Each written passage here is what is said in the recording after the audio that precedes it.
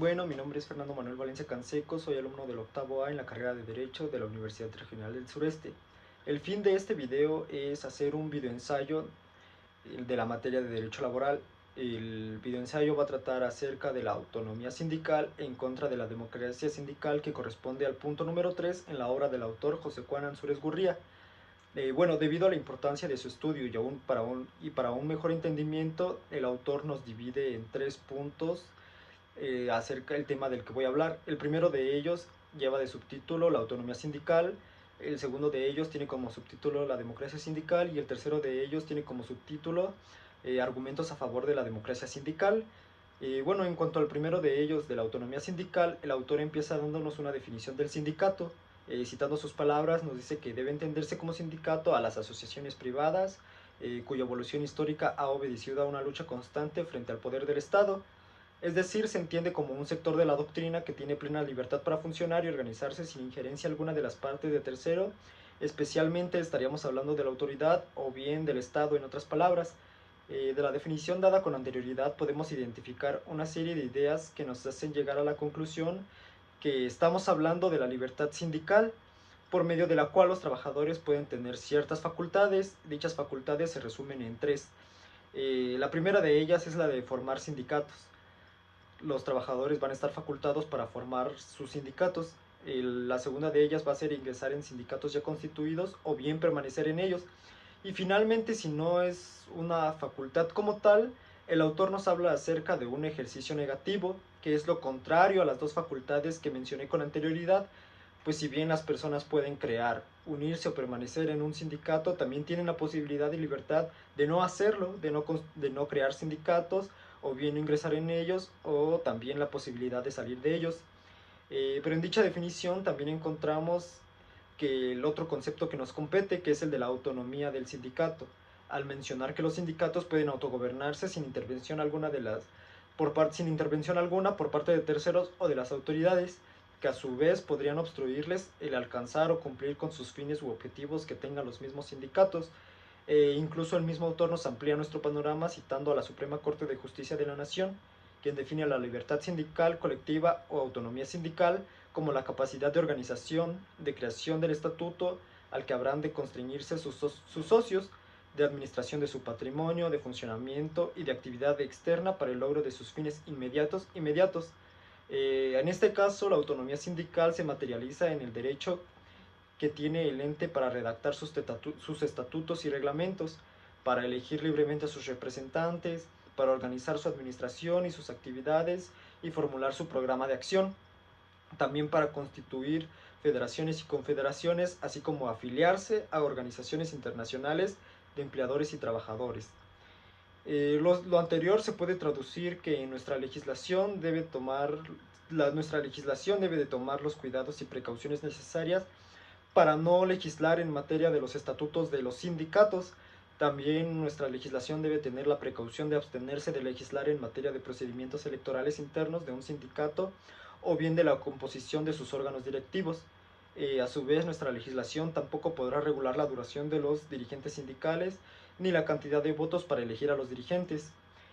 Aquí es de suma importancia señalar lo que menciona el autor Ansúrez Gurría al exponer que el hecho de que los sindicatos tengan reconocida cierta autonomía para autoorganizarse sin interferencia alguna por parte de terceros no quiere decir que no se les pueda exigir un régimen interno democrático. En este caso yo me adhiero a esa opinión, pues es común ver que las cópulas de las dirigencias sindicales, con el fin de permanecer como encargados de un sindicato, plantean sus mecanismos de elección interna, pero el problema empieza cuando ellos mismos modifican a sus propias reglas a su conveniencia en el momento de la elección, dejando con eso en estado de indefensión a quienes pretenden competir en un proceso democrático. Ante ello, el autor observa que el mismo artículo 364 bis de la Ley Federal del Trabajo, recién introducida con la reforma, nos dice que en el registro de los sindicatos se deberán observar los principios de legalidad, transparencia, certeza, gratitud, inmediatez, imparcialidad y respeto a la libertad, autonomía y democracia sindical. Estos requisitos encontramos pues que son indispensables para que un sindicato sea considerado como democrático. Ya sabemos que de no ser así se estaría en presencia de un ente sindical que violenta los principios básicos de la democracia.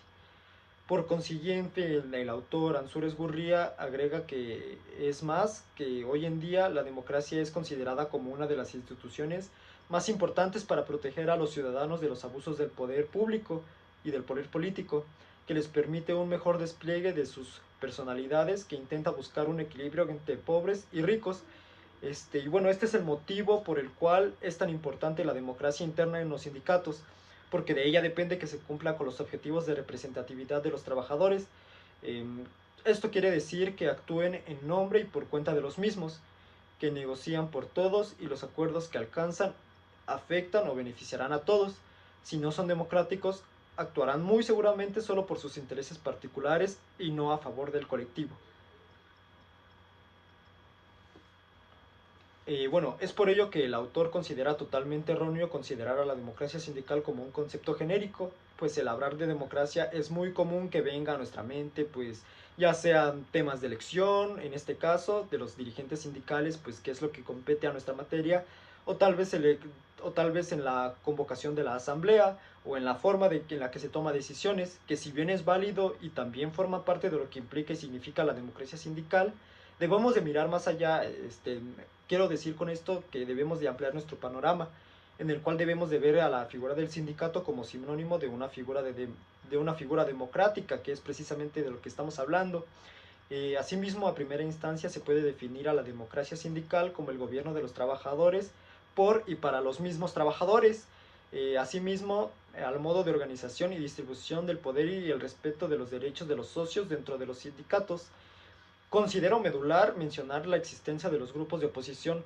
puesto que la existencia de intereses diversos es la base del equilibrio democrático de un sindicato.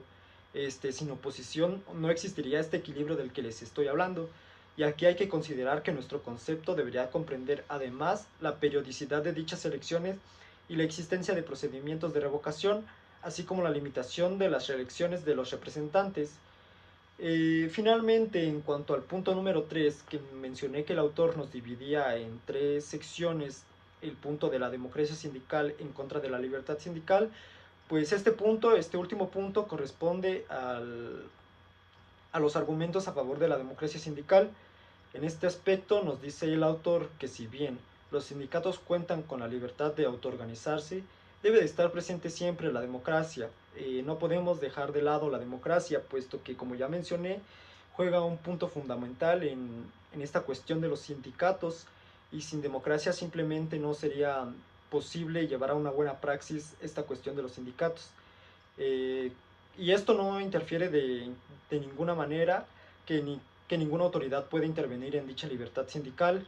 pero pues aquí el autor en el texto nos dice que parece haber una limitante, que es la que no pueden ser sindicatos no democráticos. La evolución de los sindicatos ha tenido alcances tan grandes que incluso la misma necesidad de que los sindicatos se manejen democráticamente se debe a que juegan un papel de suma importancia en la actualidad en mantener el Estado de Derecho, pues a pesar de ser una institución privada, tiene una gran relevancia pública, de ahí también que poseen un fundamento constitucional en muchos países. Bueno, concluyo de esta manera que debemos de ver varios aspectos para entender la importancia de la democracia sindical, pues no podemos observarla como una democracia que protege a la institución, sino más bien como una democracia que protege la libertad de quienes conforman dicha institución, es decir, de las personas físicas que conforman esta institución, que en este caso, pues, por la materia que estamos hablando, que es el derecho laboral, pues serían los trabajadores o los agremiados, sin perder de vista que también existen sindicatos de los patrones. De esta manera, la organización democrática sindical garantiza los derechos de asociación y sindicalización, que de hecho es lo que llegué a mencionar al inicio de este videoensayo. Por consecuencia, es un ganar-ganar, estaríamos hablando de un ganar-ganar, pues se mejoran las condiciones laborales y la calidad de vida de los trabajadores, y la democracia también se fortalece. Por eso hablo de que, digamos, ambas partes ganan. Pero esto no es lo único que se garantiza, también se garantizan todas aquellas funciones y facultades que poseen y se delegan a los sindicatos, y que por supuesto están fundadas en la Constitución, para que todas aquellas conductas de los propios sindicatos sean desempeñadas de una manera correcta y oportuna, apegándose a la legalidad en todo momento. Finalmente concluyo y considero que al hablar de democracia sindical puede ser un ejemplo para nosotros como sociedad, pues como bien menciona el autor, la Constitución no se refiere a la democracia como perteneciente únicamente a los poderes públicos, también hace referencia a que dicha democracia puede ser social, la cual pretende alcanzar la justicia social, convirtiéndose en un estado de vida para nosotros como una comunidad, aunque para esto considero que nos hace falta muchísimo concientizar como sociedad respecto a este tema y nos falta también muchísimo tiempo de aprendizaje para poder alcanzar una democracia ideal y llevarlo a la práctica de una manera adecuada. No hay que perder de vista que el derecho laboral, así como los sindicatos, nacen como consecuencia de la desigualdad que había en nuestro país. Es por ello que debemos de tener muy presente esta figura de los sindicatos, no perder de vista el origen que se le da, el origen de los sindicatos, que es el de la desigualdad social. Pues si perdemos de vista a los sindicatos y su importancia que tienen no solo en la vida laboral, sino también de la vida como nosotros, como cotidiano, ya que en algún momento de nuestra vida pues también vamos a llegar ya sea a formar parte de un sindicato o bien pues vamos a estar relacionados con él. Entonces es por ello que considero que no hay que perder de vista esto, ni la libertad sindical ni la democracia sindical, ya que juegan un papel de suma importancia y es por ello que nuestra legislación le da un lugar en específico y también es por ello que contamos con diversos fundamentos legales de los cuales nos podemos apoyar. Bueno, eso sería todo de mi parte, le agradezco mucho por su atención y hasta luego.